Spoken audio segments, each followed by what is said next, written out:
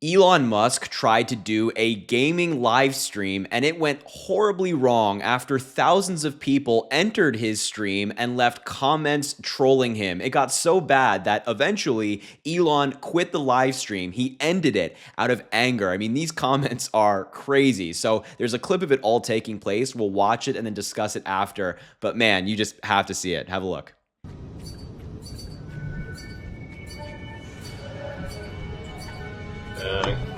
Anyone spamming the chat? Let me get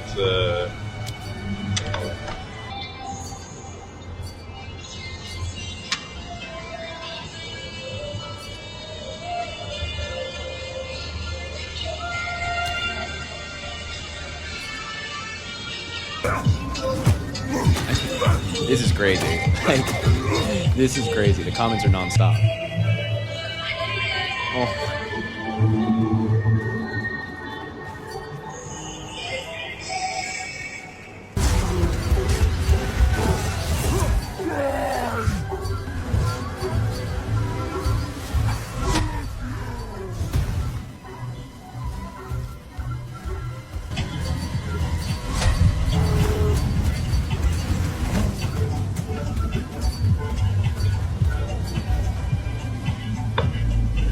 lost connection.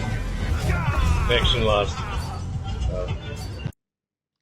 So, as you can see, it did not go to plan for Elon Musk. I'm sure he wasn't expecting that reception. Now, of course, I don't endorse some of these comments like these telling him that he should no longer be living, but these saying that he ruined the country, just like he ruined some marriages of his, are true. He did ruin the country. Him and Donald Trump are very much doing their best at that to ruin the country. And of course, there were other comments saying like, what's happening to your company? How is it collapsing like that? And then, of course, someone was pretending to be Ashley St. Clair, the woman that Elon Musk has recently had a child with and has subsequently abandoned, is no longer paying the child support for his kid that he had with her. She is begging him to do so. Elon Musk refuses to do it. And of course, these people in the comments were letting Elon Musk know, but certainly not how Elon Musk hoped that this stream would go. And he's the same guy who said we have to legalize comedy. But when people are directing their comedy at him, when they're trolling him, then he's not so happy. Then he ends the live stream out of anger. And there was actually articles written about this. Like, for example, from the Daily Beast,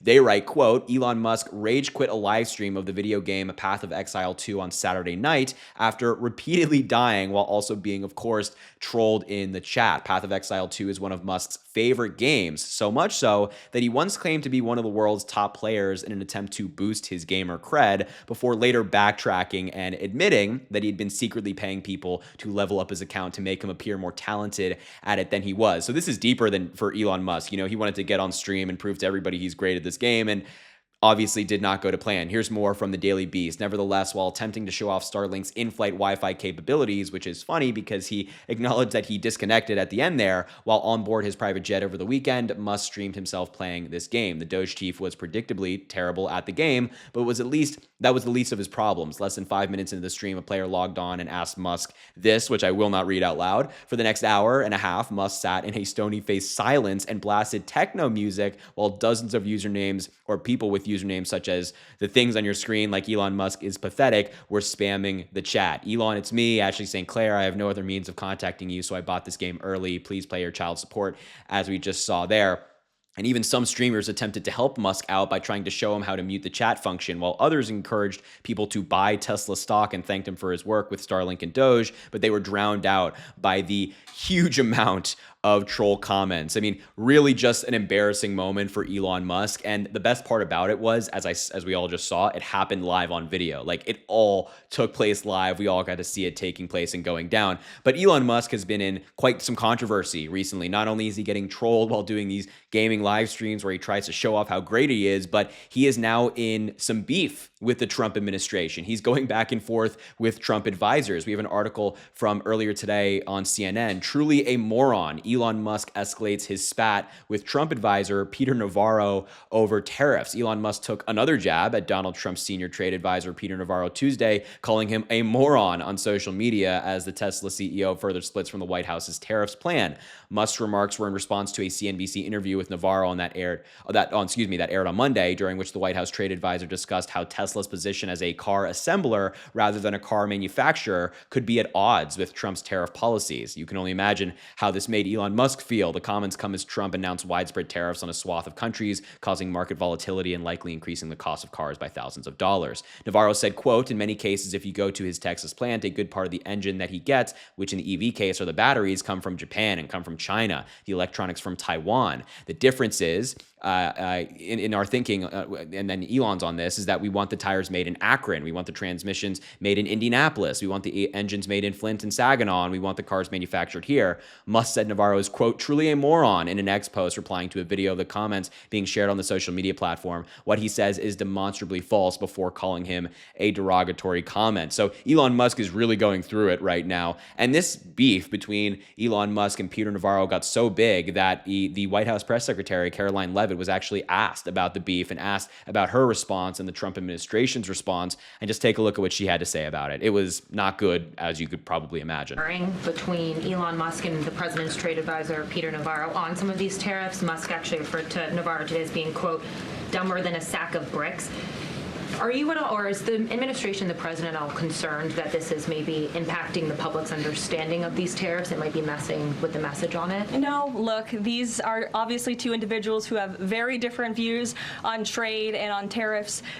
Boys will be boys, and we will let their public sparring continue. And you guys should all be very grateful that we have the most transparent administration in history. And I think it also speaks to the president's willingness to hear from all sides, that he has people at the highest levels of this government in this White House who have very diverse opinions on very diverse issues, but the president takes all opinions in mind, and then he makes the best decision based on the best interests of the American public. Tiana. So, I mean, that was a huge non-answer, aside from the fact that her justification for them sparring very publicly is, quote, "boys will be boys." Not a great justification for one of Donald Trump's senior economic advisors, and of course, Elon Musk, the leader of Doge, the wealthiest man in the world, kind of going back and forth at each other on social media about these tariffs. That's the Trump administration. I mean, it's just not going well for Elon Musk. I mean, you're kind of seeing this fracture between Musk and the Trump administration. And now it's not just Elon, it's actually members of his family are also slamming Donald Trump for his tariff and his tariff policy. Elon Musk's brother slammed Trump, called them,